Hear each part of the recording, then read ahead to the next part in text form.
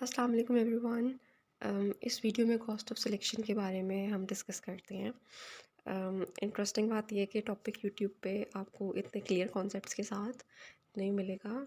So this is going to be the first video about cost of selection. हमारे जो syllabus की recommended book है Mark Ridley, जिसका third edition है, उसका पेज नंबर 162 जो है, ठीक है, आप वहाँ से भी इस टॉपिक को रीड कर लीजिएगा। कॉस्ट ऑफ सिलेक्शन स्टार्ट करने से पहले मैं आप लोगों को थोड़ा पास्ट में लेकर जाती हूँ। एफएससी के टाइम पे एफएससी में हमारे पास इंग्लिश के सब्जेक्ट में एक स्टोरी होती थी, बटन बटन, ठीक है। वो मैं इस तरह से एक्सप्लेन करना चाह रही हूँ, लाइक पूरी स्टोरी सारी बातें एक्सप्लेन नहीं करूँगी, थोड़ा सा थीम दूंगी उसका, सिर्फ एक पॉइंट को क्लियर करने के लिए कि कॉस्ट क्या होती है या कॉस्ट का क्या मीनिंग है, ठीक है। अच्छा, उस स्टोरी में ये था कि एक कपल होता है, नॉर्मा एंड आर्थर, ठीक है। नॉर्मा को एक ऑफ़र मिलती है कि अगर वो एक बटन को प्रेस करेगी तो उसको $50,000 जो है वो मिलेंगे, ठीक है। अब थोड़ी सी ग्रीडीनेस फैक्टर भी आ जाता है। खैर, वो $50,000 लेने के लिए वो काफ़ी सोच विचार के बाद बटन को प्रेस कर देती है कि अब मुझे $50,000 मिल जाएंगे। अच्छा, अब जैसे ही वो बटन को प्रेस करती है उसी टाइम पे उसे कॉल रिसीव होती है, जहाँ पे उसे बताया जाता है कि उसके हस्बैंड का एक्सीडेंट हो गया है। अब उस टाइम पे उसे बात याद आती है कि उसके हस्बैंड की जो इंश्योरेंस थी, जो लाइफ इंश्योरेंस थी, वो $25,000 होती है, ठीक है। और उसकी डेथ के बाद, लाइक उसके हस्बैंड की डेथ के बाद, वो डबल करके उसे मिल जानी है। और वो डबल करके सारी बातें कितना हो जाएगा, $50,000 हो जाएगा, ठीक है।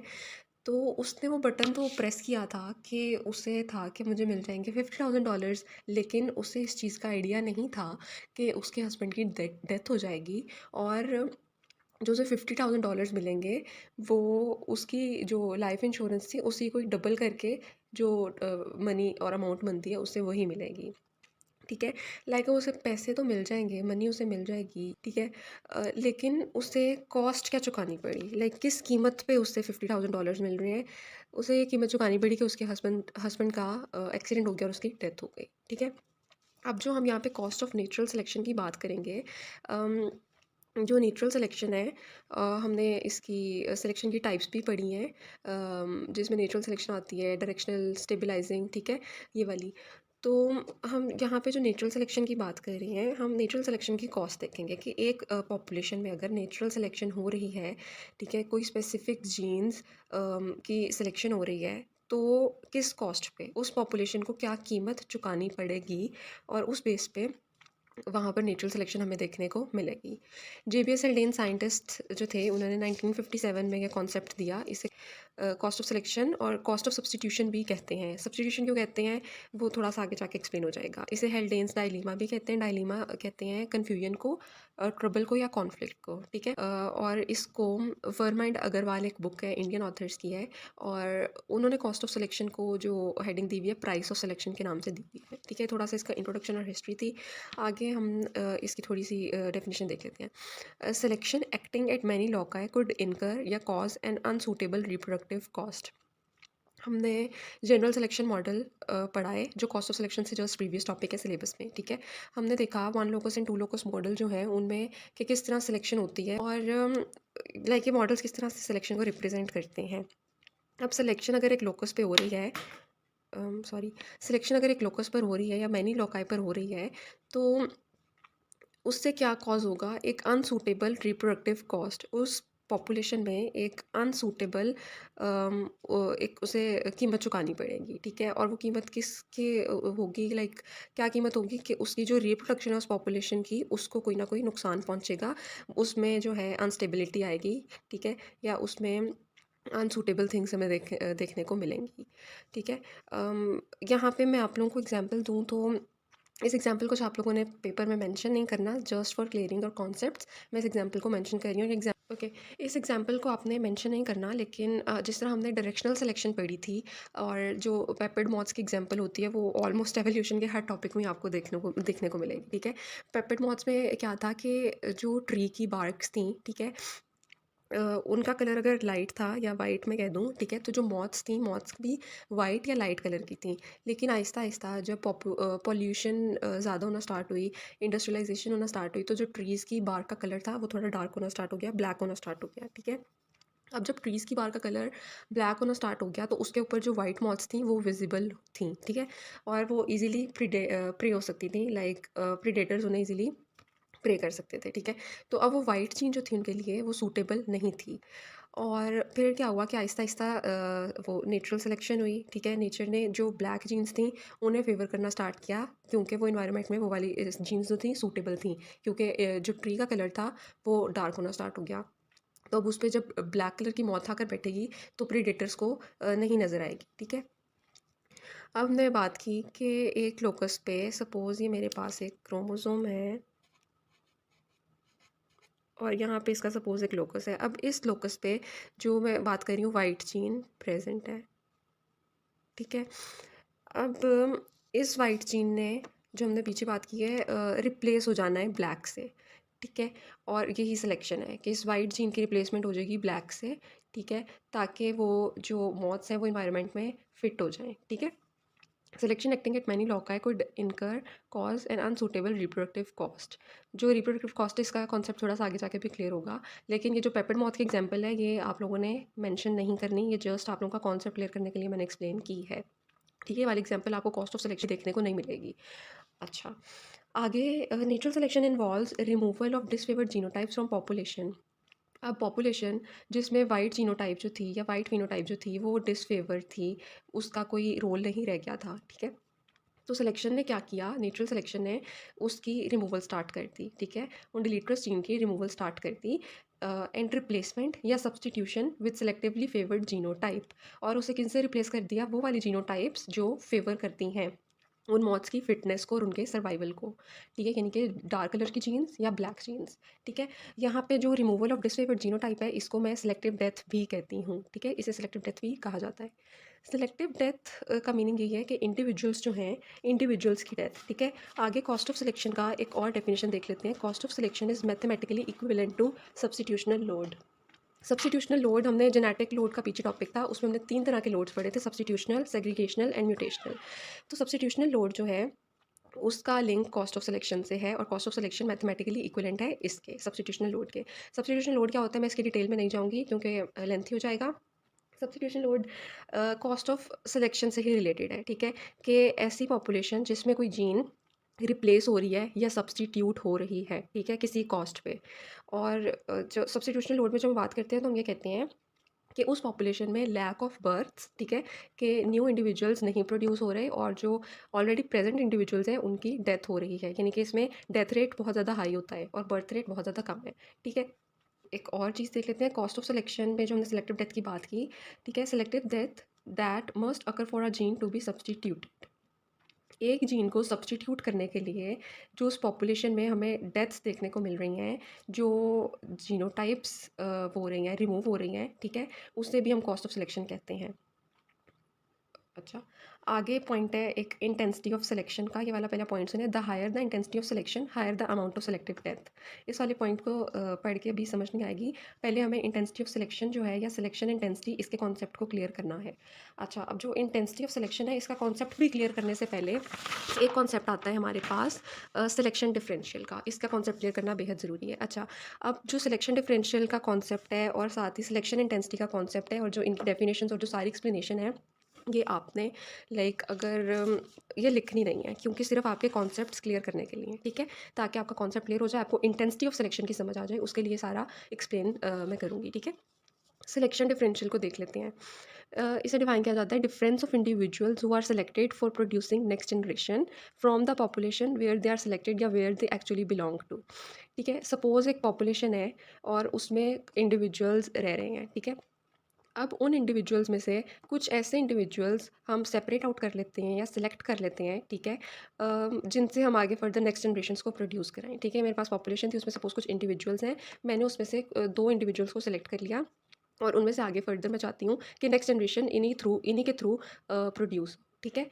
Difference of individuals who are selected, ठीक है, यहाँ पे इंडिविजुअल्स का डिफरेंस आ गया। ये वाले इंडिविजुअल्स और थे जो मैंने सेलेक्ट कर लिए, और जो नेक्स्ट जनरेशन आएगी वो सारी इस वाली पॉपुलेशन से डिफरेंट होंगी, क्योंकि यहाँ पे सिलेक्शन आ जाएगी। ठीक है, difference of individuals are selected for producing next generation, ठीक है, from the population where they actually belong to. Like वो इस पॉपुलेशन से बिलोंग करते थे, लेकिन मैंने उन्हें सेपरेट कर लिया अगर, तो फिर इनमें डिफरेंसेस देखने को मिलते हैं। अब जो मेरे पास ओरिजिनल पॉपुलेशन है ना, यहाँ पे हमने इनकी परफॉर्मेंसेस को चेक करना है कि जो ओरिजिनल पॉपुलेशन है उसकी परफॉर्मेंस क्या है, और जो सिलेक्टिव हमने पॉपुलेशन जो सिलेक्ट की है उसकी परफॉर्मेंस क्या है, और फिर हमने उनके एवरेज को देखना होता है।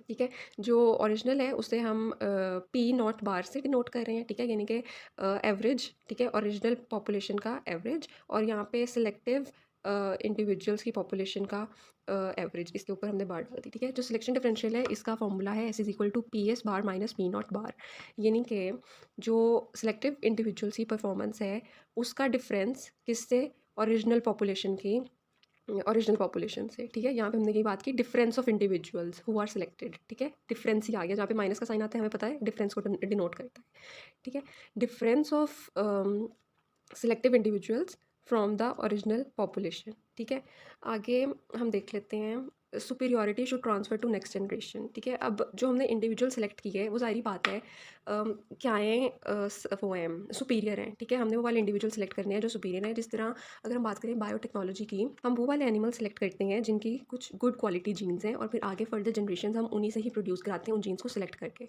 ठीक है, और इसी तरह जो ब्रीडिंग जो फार्म्स हैं, ठीक है, जहाँ पे बफलो, काऊ या hen वगैरह, ठीक है, और मिल्क की प्रोडक्शन जहाँ से हमें चाहिए होती है, वहाँ पे भी हम इस जो है प्रोसेस इसे यूज़ करते हैं ताकि हमारे पास गुड क्वालिटी जीन्स से गुड क्वालिटी प्रोडक्ट्स ऑब्टेन हो। ठीक है, अब जो उस सारी पॉपुलेशन थी उसमें से कुछ ऐसे इंडिविजुअल्स थे जो ज़्यादा सुपीरियर थे, जिनके पास गुड क्वालिटी जीन्स थी। ठीक है, तो superiority should transfer to next generation. अब ज़ाहिर बात है कि सुपीरियॉरिटी जो है, जो उनकी गुड क्वालिटी जीन्स हैं उन्हें नेक्स्ट जनरेशन में हमें ट्रांसफ़र कराना ही कराना है, वरना कोई यूज़ नहीं है उन जीन्स का। ठीक है, तो इसी तरह के वाला जो प्रोसेस है ये जो है ब्रीडर्स यूज़ करते हैं फार्म्स में। अब मैं इसकी एक एग्जांपल लेकर चलती हूँ। ठीक है, अब सपोज़ एक फार्म है, उस फार्म से हमें जो average milk production per day मिलती है वो मिलती है 5 लीटर्स पर डे। ठीक है, अब वो ओरिजिनल पॉपुलेशन की हम बात कर रहे हैं, इसे मैंने पी नॉट कह दिया। ठीक है, अब सपोज़ हमें चाहिए मिल्क, यहाँ से 5 लीटर्स मिल रहा था, सपोज़ हमें मिल्क चाहिए 7, 8 या 10 लीटर्स ऑफ मिल्क चाहिए। जो नेक्स्ट जनरेशन्स, जो आने वाली जनरेशन्स हैं, उनसे हमें कितने लीटर्स ऑफ मिल्क चाहिए, 7, 8 या 10, यानी कि 5 लीटर से ज़्यादा चाहिए। ठीक है, तो इसके लिए हम क्या करेंगे, हम उन एनिमल्स की मिल्क प्रोडक्शन को ऑब्ज़र्व करेंगे। ठीक है, और ऑब्ज़र्व करके हम वो वाले एनिमल्स उस पॉपुलेशन में से सिलेक्ट कर लेंगे जो मिल्क प्रोडक्शन लाइक 5 लीटर से जो ज़्यादा मिल्क प्रोड्यूस करें, वो वाले एनिमल्स को हम सिलेक्ट कर लेंगे। ठीक है, सपोज़ हमने उस फार्म में सारी देखी, ऑब्जर्वेशन की, और फिर हमें 2 एनिमल्स ऐसे मिले जिन्होंने प्रोड्यूस किया 8 litres and 9 litres of milk respectively. ठीक है, लाइक 2 एनिमल्स में से एक हमें देता था 8 लीटर्स और एक एनिमल हमें देता था 9 लीटर्स। तो इन वाले जो हमने एनिमल सेलेक्ट कर लिए, 2 एनिमल्स हमने सेलेक्ट कर लिए, और हम सिलेक्शन ही की बात कर रहे हैं। ठीक है, हमने 2 एनिमल सेलेक्ट कर लिए। अब उनकी जो एवरेज मिल्क प्रोडक्शन है, वो एवरेज का फॉर्मूला लगा के, ठीक है, दोनों को ऐड करके 2 पे डिवाइड करके जो मेरे पास आंसर आ जाएगा, वो मेरे पास एवरेज मिल्क प्रोडक्शन आ जाएगी किसकी, सिलेक्टेड इंडिविजुअल्स की। मैंने इसे डिनोट कर दिया पी एस बार से। ठीक है, आगे यही हमारे पास जो सिलेक्शन डिफरेंशियल का फॉर्मूला था, S is equal to P S minus P nought, ये वाला। ठीक है, मैंने इसी में वैल्यूज़ पुट की हैं। 8.5 पी एस की वैल्यू थी और पी नॉट की वैल्यू 5 लीटर्स थी, वो पुट कर दी, मेरे पास 3.5 लीटर्स आ गए। ये वाला कॉन्सेप्ट में भी आपको थोड़ा सा कन्फ्यूजिंग लगे, लेकिन आहिस्ता आहिस्ता ये सारा क्लियर हो जाएगा कि मैंने आपको सिर्फ जो एस था ना, इसका मीनिंग समझाने के लिए सारा एक्सप्लेन किया है। ठीक है, आगे नॉर्मल डिस्ट्रीब्यूशन कर्व की बात करते हैं। जो सिलेक्शन इंटेंसिटी और जो सिलेक्शन डिफरेंशियल है ना, लाइक सिलेक्शन इंटेंसिटी को समझने के लिए ये टॉपिक समझना बहुत ज़रूरी था, सिलेक्शन डिफरेंशियल। ठीक है, और ये दोनों टॉपिक्स रिप्रेजेंट किए जाते हैं नॉर्मल डिस्ट्रीब्यूशन कर्व के थ्रू। और नॉर्मल डिस्ट्रीब्यूशन कर्व का आपको कॉन्सेप्ट या तो आप इंटरनेट से ले लें या आपको बायोस्टैट्स की बुक में भी मिल जाएगा। मैं ज़्यादा एक्सप्लेन नहीं कर रही, वीडियो बहुत लेंथी हो जाएगी। हमने डिस्ट्रीब्यूशंस 3 तरह की होती है, normal, binomial and Poisson distribution. और यहाँ पे एक और पॉइंट आप लोगों को बता दूँ, 5th सेमेस्टर में बायोस्टैट्स के पास्ट पेपर्स में जो डिस्ट्रीब्यूशंस हैं इनमें से क्वेश्चंस आए हुए हैं, तो स्टैट्स के लिए डिस्ट्रीब्यूशंस को भी आप लोग पढ़ लीजिएगा, देख लीजिएगा जिनके करेक्टरिस्टिक्स हैं उन्हें। ठीक है, अच्छा, यहाँ पे एक ग्राफ है, नॉर्मल डिस्ट्रीब्यूशन ग्राफ है। यहाँ पे मेरे पास मैंने वाई एक्सिस पे नंबर ऑफ़ इंडिविजुअल्स आते हैं, ठीक है? और एक्स एक्सिस पे सपोज़ मैंने यहाँ पे मिल्क यील्ड ले ली, ठीक है? मिल्क यील्ड सपोज़ यहाँ पे 0 लीटर्स 1 2 3 4 इस तरह करके मैंने सारी दे दी। अब मेरे पास मैंने कहा था एवरेज कितनी प्रोड्यूस हो रही है 5 लीटर्स में मैंने अपना एवरेज शो कर दिया। और जो मेरे पास एवरेज था सिलेक्टेड इंडिविजुअल्स का, वो सपोज़ मैं यहाँ से शो कर देती हूँ 7 से लेके 10 तक, ठीक है? इतनी जो इंडिविजुअल्स हैं वो हमने सेलेक्ट कर लिए, ठीक है? जिनसे हमने नेक्स्ट जनरेशन के लिए मिल्क को ऑब्टेन करना है। अब यहाँ पे एक कॉन्सेप्ट है ज़ी का, जिसे पॉइंट ऑफ ट्रंकेशन कहते हैं। अच्छा, जहाँ से मेरी इंडिविजुअल्स की जो प्रोपोर्शन स्टार्ट हो रही है ना, सिलेक्टिव इंडिविजुअल्स की जिस पॉइंट से स्टार्ट हो रही है उसे ज़ी कह रहे हैं, पॉइंट ऑफ ट्रंकेशन, ठीक है? और उससे पहले पहले वाली सारी मेरी जो थी नॉर्मल पॉपुलेशन, जो एवरेज पॉपुलेशन थी, वो थी, ठीक है? और यहाँ पे जो सिलेक्टिव इंडिविजुअल्स की प्रोपोर्शन है उसे हम पी से डिनोट करते हैं, प्रोपोर्शन ऑफ सिलेक्टिव इंडिविजुअल्स, ये आ गया, ठीक है? और जो एस है, एस क्या है, P S minus P not, तो ये मेरे पास पी एस है और ये पी नॉट है, एवरेज है, ठीक है? इनके दरमियान जो डिफरेंस है ना वो मेरे पास एस है, यानी कि सिलेक्शन डिफरेंशियल है। इतना ही कवर हो गया सिलेक्शन डिफरेंशियल का। आगे हम बात कर लेते हैं सिलेक्शन इंटेंसिटी की। सिलेक्शन इंटेंसिटी को स्मॉल आई या कैपिटल आई से भी डिनोट करते हैं। इसके फॉर्मूलाज की पहले बात कर लेते हैं। I is equal to Z by P या फिर I is equal to S by phenotypic standard deviation, ये दोनों इसके फॉर्मूलाज हैं। अब मैं इसे एक्सप्लेन करती हूँ सिलेक्शन इंटेंसिटी को। सिलेक्शन इंटेंसिटी कहा जाता है mean of deviation from population mean, ठीक है? ये मेरे पास एक पॉपुलेशन है और उसका एक मीन है, ठीक है? उस पॉपुलेशन का एक मीन है मेरे पास, इसमें से कुछ डेविएशन हो गई, ठीक है? कुछ हमने इंडिविजुअल सेलेक्ट कर लिया। अब सारी बातें जो सिलेक्शन हम कर रहे हैं वो डेविएशन ही है एक किस्म की, ठीक है? देखिए पॉपुलेशन अपने आप में ग्रो कर रही थी, उसमें से इंडिविजुअल्स में रिप्रोडक्शन हो रही थी, न्यू इंडिविजुअल्स ने प्रोड्यूस होना था, लेकिन हमने क्या किया, 2 इंडिविजुअल सेलेक्ट कर लिए और नेक्स्ट जनरेशन हमने आगे उन्हीं से प्रोड्यूस कराई, ठीक है? तो हमने क्या किया, डेविएशन कर ली थोड़ी सी, ठीक है? तो यही बात कर रहा है कि सिलेक्शन इंटेंसिटी क्या है, mean of deviation from population mean, population mean से मीन ऑफ डेविएशन, ठीक है? इसे थोड़ा सा और एक्सप्लेन करते हैं थोड़ी सी अपनी वर्डिंग में। How much selective individuals are superior to mean of whole population in terms of standard deviation. अच्छा, स्टैंडर्ड डेविएशन क्या होता है, अंडर रूट ऑफ वेरिएंस, ठीक है? यानी कि एक पॉपुलेशन में कितनी वेरिएबिलिटी है, कितनी उसमें वेरिएंस है या कितनी डिफरेंस है, ठीक है? हाउ मच सेलेक्टिव इंडिविजुअल्स, जो हमने इंडिविजुअल सेलेक्ट कर लिए हैं वो कितने सुपीरियर हैं, ठीक है? ये हमने सुपीरियरिटी के ऊपर बात की थी। जो हमने इंडिविजुअल सेलेक्ट कर लिया वो कितने सुपीरियर हैं to mean of whole population. जो ये सारी पॉपुलेशन थी उसका मीन ये था, लेकिन जो सिलेक्टिव इंडिविजुअल्स हैं वो इस मीन से भी कितने ज़्यादा सुपीरियर होंगे, ये मेरे पास सिलेक्शन इंटेंसिटी आती है। आगे से और क्लियर हो जाएगा। अगर बहुत ही इजी वर्डिंग में हम सिलेक्शन इंटेंसिटी को समझने की कोशिश करें तो हम कहेंगे कि हाउ मच इंडिविजुअल्स या selective individuals from current generation will make offspring for next generation, कि कितने जो इंडिविजुअल्स हैं, जो सेलेक्टिव इंडिविजुअल्स हैं करंट जनरेशन में से, वो अ, कितने ऑफस्प्रिंग्स प्रोड्यूस करेंगे नेक्स्ट जनरेशन में, ये मेरे पास सिलेक्शन इंटेंसिटी होती है, ठीक है? अब सिलेक्शन इंटेंसिटी में लाइक हमारा मकसद ये है कि हमने नेक्स्ट जनरेशन के जो पेरेंट्स हैं ना उन्हें सेलेक्ट करना है। जो सुपीरियर पेरेंट्स हैं वो सेलेक्ट करेंगे तभी हमारे पास जो नेक्स्ट ऑफस्प्रिंग या नेक्स्ट जनरेशन आएगी वो सुपीरियर होगी। ऐसा कि जो मैं सारी एग्जांपल लेकर चल रही हूँ ये थोड़ी आर्टिफिशियल सिलेक्शन की आ जाती है, क्योंकि इसमें ह्यूमन का रोल आ जाता है कि हम खुद सेलेक्ट करें इंडिविजुअल्स को कि कौन हमने चूज़ करने हैं, कितने चूज़ करने हैं और उनसे आगे ब्रीडिंग करवानी है, ठीक है? नेचुरल सिलेक्शन और कॉस्ट ऑफ सिलेक्शन में सिलेक्शन डेंसिटी किस तरह रोल प्ले करती है वो भी देख लेंगे। अच्छा, यहाँ पे ग्राफ के थ्रू थोड़ा मैं आप लोगों को एक कॉन्सेप्ट एक्सप्लेन करती हूँ, किस किस के दरमियान, इंटेंसिटी ऑफ पॉपुलेशन के दरमियान और जो प्रोपोर्शन है इंडिविजुअल्स की उसके दरमियान क्या रिलेशनशिप है वो देखना है हमने। इंटेंसिटी ऑफ पॉपुलेशन वो बात करता है कि अगर हाई होगी तो प्रोपोर्शन जो है वो लो होगी। अच्छा, वाले कॉन्सेप्ट्स अभी तक जो चल रहे हैं ना, ये सिर्फ आपके कॉन्सेप्ट क्लियर करने के लिए है कि आपने नोट डाउन नहीं करने, ठीक है? लाइक रफ में नोट डाउन करने, लेकिन पेपर में कॉन्सेप्ट्स लिखने की ज़रूरत नहीं है। सिर्फ आप लोगों को पॉइंट जो था सिलेक्शन इंटेंसिटी वाला वो समझाने के लिए था, ठीक है?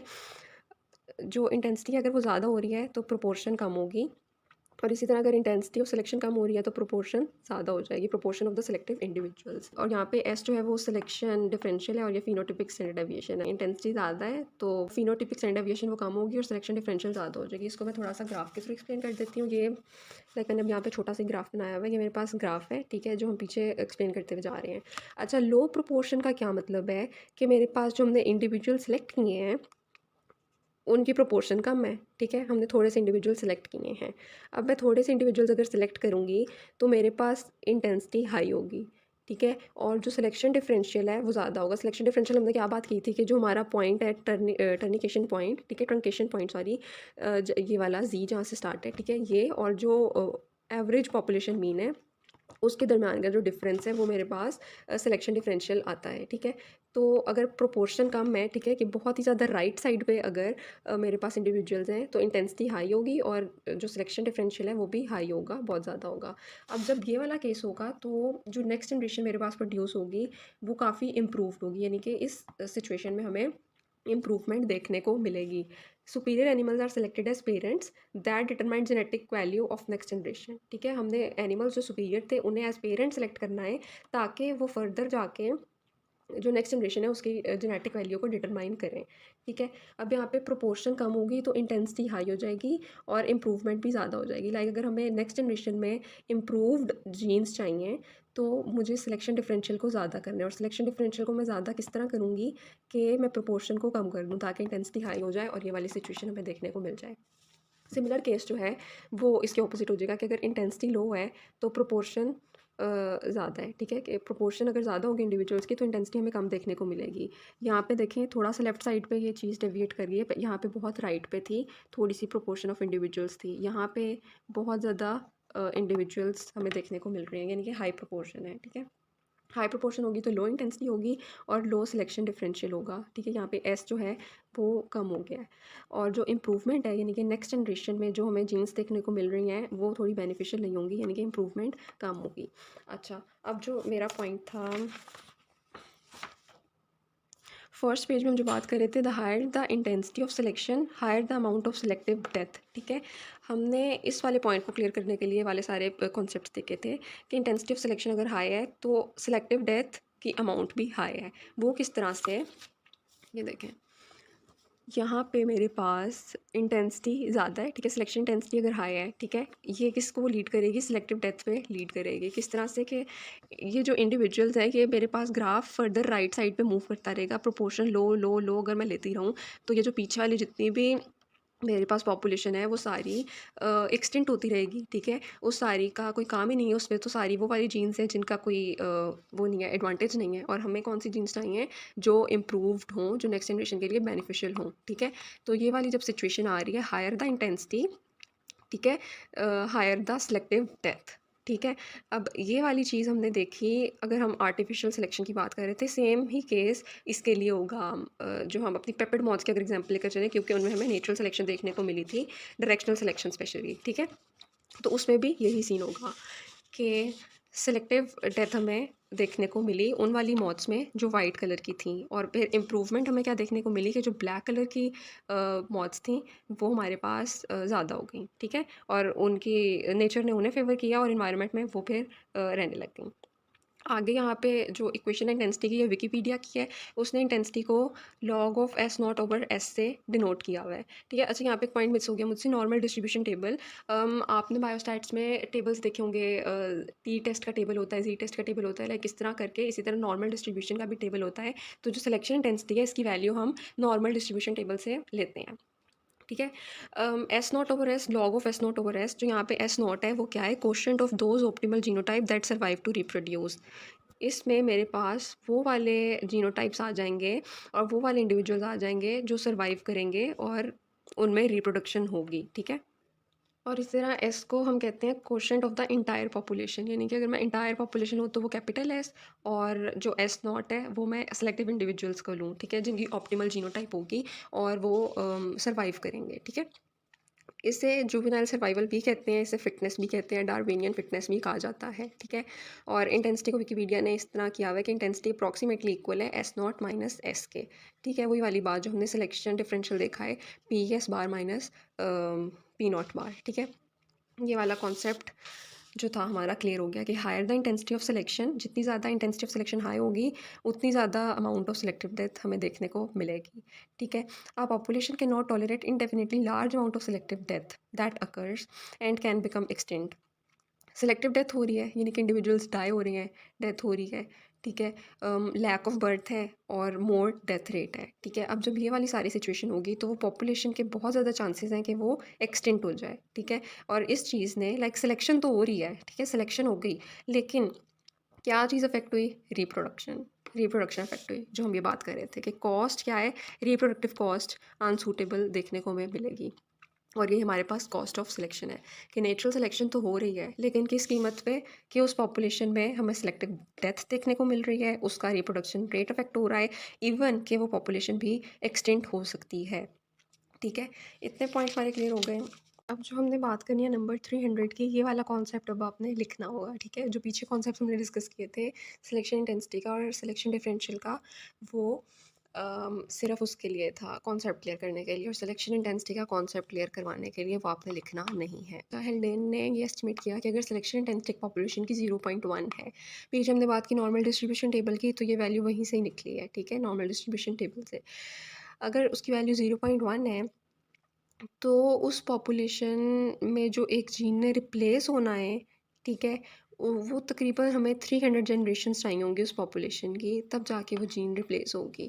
हमने क्या पढ़ा, या हमें लगता है सीधा साधा कि एक पॉपुलेशन में अगर कोई जीन रिप्लेस हो रही है, लाइक फॉर एग्जांपल मौत की बात कर रहे हैं कि अगर वाइट जीन ने रिप्लेस होना है, लाइक लाइट जीन ने रिप्लेस होकर डार्क जीन में आना है, ठीक है, तो हमें क्या लगेगा कि बस उसकी डेथ हुई और नेक्स्ट जनरेशन जो प्रोड्यूस हुई तो उसमें हमारे पास क्या आ गई, डार्क कलर की मॉड्स आ गई, लेकिन ऐसा नहीं होता, ठीक है। क्या देखा कि 300 जनरेशन्स के बाद जाके जीन एक मुकम्मल तौर पर रिप्लेस होगी, ठीक है, अगर सिलेक्शन इंटेंसिटी इतनी है। अप्रॉक्सीमेटली 300 जीन्स के बाद जाके वो जीन रिप्लेस होगी एट अ कॉस्ट, लेकिन फिर भी एक कॉस्ट पे, वही वाली कॉस्ट जो हमने देखी है कि उसके जो मेंबर्स हैं उनमें हमें सिलेक्टिव डेथ देखने को मिलेगी, its members are lost by death, ठीक है। एक तो ये देख लिया हमने कि उनमें इंडिविजुअल्स की डेथ हो रही है, और दूसरा जो कॉस्ट है वो ये है कि उस पॉपुलेशन में हमें स्टेरिलिटी जो है वो भी देखने को मिल सकती है, और स्टेरिलिटी कितने टाइम्स, 30 टाइम्स जो है उसके चांसेस हैं। ये हेल्डेन्स ने अपना कॉन्सेप्ट दिया था। कॉस्ट ऑफ सिलेक्शन का जो असल रिसर्च पेपर था हेल्डेन्स का, ये मैं नीचे आपको डिस्क्रिप्शन में लिंक शेयर कर दूँगी। वो तकरीबन मेरे ख्याल से 14 या 40 पेज का उसका रिसर्च पेपर है, जो कि पढ़ना बहुत ही मुश्किल है, और जो उसमें मैथमेटिकल इक्वेशंस यूज़ हुई हैं वो लाइक बहुत ही हाई लेवल की हैं, ठीक है। तो काफ़ी लॉन्ग मैथमेटिकल कैलकुलेशन के बाद ये पता चला कि approximately 10% population would be lost पर जनरेशन, ठीक है। अगर 300 जनरेशन की हम बात कर रहे हैं तो पहली जनरेशन जब आएगी जिसमें सिलेक्शन हो रही है, उसमें से 10% पॉपुलेशन जो है वो उसमें डेथ होगी, 10% पॉपुलेशन की डेथ होगी। फिर नेक्स्ट जो सेकंड जनरेशन आएगी उसमें से 10% की डेथ हुई होगी, डेथ हो जाएगी थर्ड में, इसी तरह करके पर जनरेशन 10% हमें पॉपुलेशन लॉस देखने को मिलेगा। अच्छा, नेक्स्ट हम फार्मूला की बात कर लेते हैं। ये इसका फार्मूला है C=S × SQ/1 - SQ, या आप इसी तरह इसे लिख दीजिएगा। नेक्स्ट हम बात करते हैं कि cost of selection places upper limit on rate of evolution. अब जो रेट ऑफ एवोल्यूशन है ना, ये भी आपके सिलेबस में एक हेडिंग है, रेट ऑफ एवोल्यूशन, और अगर आप चाहते हैं तो मैं इसकी भी वीडियो अपलोड कर दूँगी, मुझे कमेंट सेक्शन में बता दीजिएगा, ठीक है। रेट ऑफ एवोल्यूशन बेसिकली क्या होता है कि एक एवोल्यूशनरी चेंज अगर देखने को मिल रहा है किसी पॉपुलेशन में, एक एवोल्यूशनरी लीनिएज है, तो उसमें किसी स्पेसिफिक टाइम में क्या चेंज आ रहा है, कितना चेंज आ रहा है, ठीक है, उसे रेट ऑफ एवोल्यूशन कहते हैं। अब रेट ऑफ एवोल्यूशन जिन साइंटिस्ट ने दी थी उन्होंने तो कह दिया कि एवोल्यूशन इस स्पीड पर हो रही है, उसका ये रेट है, ये चेंज आ रही हैं, इतने टाइम में आ रही हैं, ठीक है।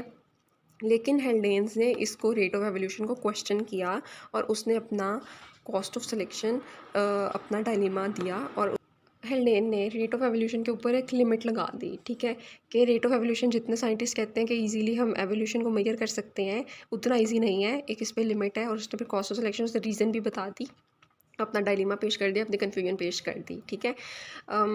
विकीपीडिया पे अगर आप पढ़ें तो कॉस्ट ऑफ एवोल्यूशन के ऊपर भी कुछ साइंटिस्ट ने इससे भी अपर लिमिट्स दी हैं, ठीक है। अब वो सारी बातें हमारे सिलेबस का टॉपिक नहीं है। अच्छा, एक और बात मैं एक्सप्लेन कर दूँ कि अगर पॉपुलेशन ने खुद को मेंटेन करना है, ठीक है, क्योंकि उस पॉपुलेशन में से हमें सिलेक्टिव डेथ देखने को मिल रही है, ठीक है। अगर उस पॉपुलेशन ने खुद को मेंटेन करना है तो उससे क्या करना पड़ेगा, उसे सफिशिएंट एक्स्ट्रा सफिशिएंट इंडिविजुअल्स को प्रोड्यूस कराना पड़ेगा, ठीक है, ताकि वो फर्दर जो है नेक्स्ट ऑफस्प्रिंग्स जो जनरेशन में से आएँ, जो नेक्स्ट जनरेशन्स प्रोड्यूस हों, उनमें जो सफिशिएंट हम वर्ड यूज़ कर रहे हैं वो इसीलिए यूज़ कर रहे हैं कि जो नेक्स्ट जनरेशन्स आएँ, उनकी जीन्स जो है वो गुड क्वालिटी जीन्स हो और वो उसमें सर्वाइव कर सकें। तभी हमने इंटेंसिटी ऑफ सिलेक्शन को क्या कहा था, जुवेनाइल सर्वाइवल, ठीक है, ताकि वो नेक्स्ट जनरेशन में सर्वाइव कर सकें और वो फिट रहें, ठीक है। तो हाँ, एक पॉपुलेशन खुद को किस तरह से मेंटेन कर सकती है अगर उसमें सेलेक्टिव डेथ देखने को मिल रही है, कि वो एक्स्ट्रा सफिशिएंट ऑफस्प्रिंग्स को प्रोड्यूस करें।